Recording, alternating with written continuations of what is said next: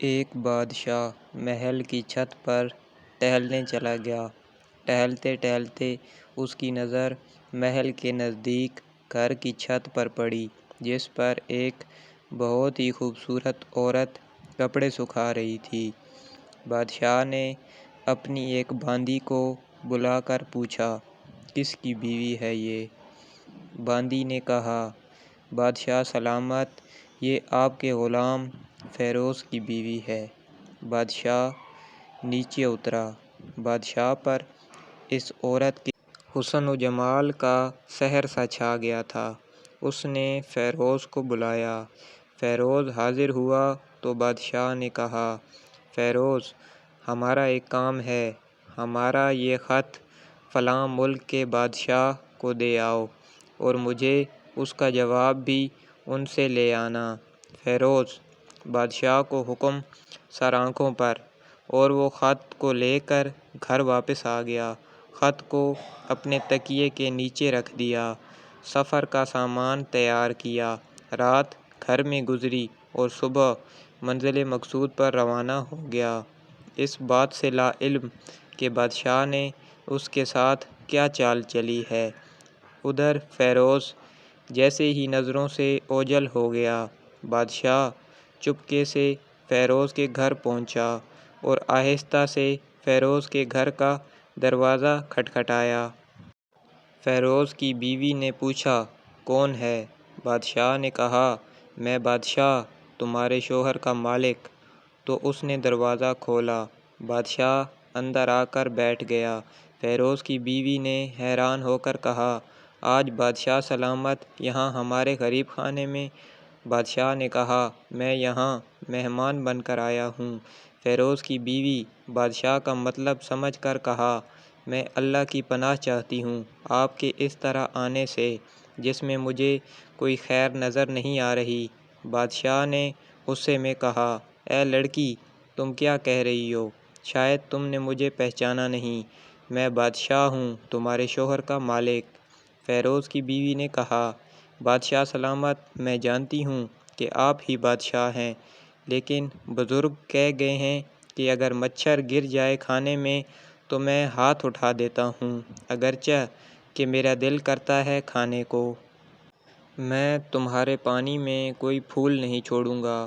لوگوں کا بکثرت یہاں آنے جانے کی وجہ سے شیر کو اگرچہ جتنی بھی تیز بھوک لگی ہو، لیکن وہ مردار تو نہیں کھانا شروع کر دیتا، اور کہا، بادشاہ سلامت، تم اس کٹورے میں پانی پینے آ گئے ہو جس میں تمہارے کتے نے پانی پیا ہے۔ بادشاہ کو اس عورت کی باتوں سے بڑا شرمسار ہوا اور اس کو چھوڑ کر واپس چلا گیا، لیکن اپنے چپل وہیں پر بھول گیا۔ یہ سب تو بادشاہ کی طرف سے ہوا۔ اب فیروز کو آدھے راستے میں یاد آیا کہ جو خط بادشاہ نے اسے دیا تھا وہ تو گھر پر ہی چھوڑ آیا ہے۔ اس نے گھوڑے کو تیزی سے واپس موڑا اور اپنے گھر کی طرف لپکا۔ فیروز اپنے گھر پہنچا تو تکیے کے نیچے سے خط نکالتے وقت اس کی نظر پلنگ کے نیچے پڑے بادشاہ کے چپل پر پڑی تو وہ جلدی میں بھول گیا۔ فیروز کا سر چکرا کر رہ گیا اور وہ سمجھ گیا کہ بادشاہ نے اس کو سفر پر صرف اس لیے بھیجا تھا تاکہ وہ اپنا مطلب پورا کر سکے۔ فیروز کسی کو کچھ بتائے بغیر چپ چاپ گھر سے نکلا۔ خط لے کر وہ چل پڑا اور کام ختم کرنے کے بعد بادشاہ کے پاس واپس آیا تو بادشاہ نے انعام کے طور پر اسے 100 دینار دیے۔ فیروز دینار لے کر بازار گیا اور عورتوں کے استعمال کی قیمتی کپڑے اور کچھ تحائف بھی خریدے۔ گھر پہنچ کر بیوی کو سلام کیا اور کہا، چلو تمہارے میکے چلتے ہیں۔ بیوی نے پوچھا، یہ کیا ہے؟ کہا، بادشاہ نے انعام دیا ہے اور میں چاہتا ہوں کہ یہ پہن کر اپنے گھر والوں کو بھی دکھاؤ۔ بیوی، جیسے آپ چاہیں۔ بیوی تیار ہوئی اور اپنے والدین کے گھر اپنے شوہر کے ساتھ روانہ ہوئی۔ داماد اور بیٹی اور ان کے لیے لائے گئے تحائف کو دیکھ کر وہ لوگ بہت خوش ہوئے۔ فیروز بیوی کو چھوڑ کر واپس آ گیا اور 1 مہینہ گزرنے کے باوجود نہ بیوی کا پوچھا اور نہ اس کو واپس بلایا۔ پھر کچھ دن بعد اس کے سالے اس سے ملنے آئے اور اسے پوچھا، فیروز آپ ہمیں ہماری بہن سے غصے اور ناراضگی کی وجہ بتائیں یا پھر ہم آپ کو قاضی کے سامنے پیش کریں گے۔ تو اس نے کہا اگر تم چاہو تو کر لو، لیکن میرے ذمے اس کا ایسا کوئی حق باقی نہیں جو میں ادا نہ کیا ہو۔ وہ لوگ اپنا کیس قاضی کے پاس لے گئے تو قاضی نے فیروز کو بلایا۔ قاضی اس وقت بادشاہ کے پاس بیٹھا ہوا تھا۔ لڑکی کے بھائیوں نے کہا اللہ بادشاہ سلامت اور قاضی القضاء کو قائم و دائم رکھیں۔ قاضی صاحب ہم نے ایک سرسبز باغ، درخت، پھلوں سے بھرے ہوئے اور ساتھ میں میٹھے پانی کا کنواں اس شخص کے حوالے میں دیا تو اس شخص نے ہمارا باغ اجاڑ دیا، سارے پھل کھا لیے، درخت کاٹ لیے اور کنویں کو خراب کر کے بند کر دیا۔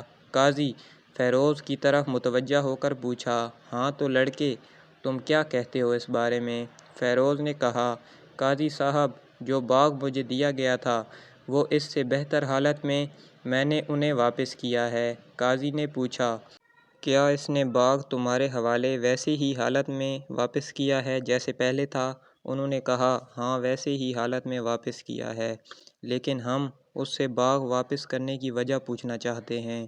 قاضی ہاں فیروز تم کیا کہنا چاہتے ہو اس بارے میں؟ فیروز نے کہا قاضی صاحب میں باغ کسی بغض یا نفرت کی وجہ سے نہیں چھوڑا، بلکہ اس لیے چھوڑا کہ ایک دن میں باغ میں آیا تو اس میں نے شیر کے پنجوں کے نشان دیکھے تو مجھے خوف ہوا کہ شیر مجھے کھا جائے گا، اس لیے شیر کے اکرام کی وجہ سے میں نے باغ میں جانا بند کر دیا۔